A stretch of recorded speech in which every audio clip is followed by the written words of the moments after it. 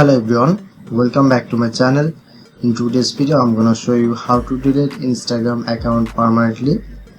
So first of all, open your Instagram.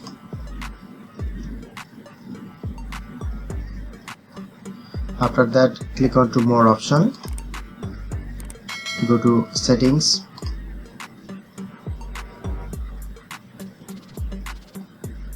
Click on see more in account center. Personal details. Click on.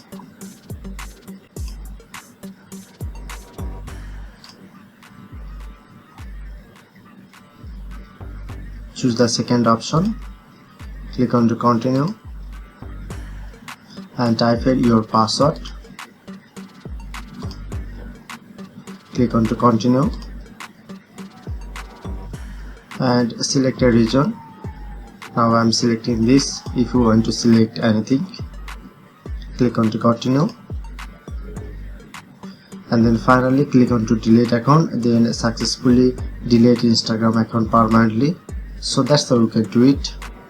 If in this video helpful, please hit the like button and subscribe our tutorial channel for more video.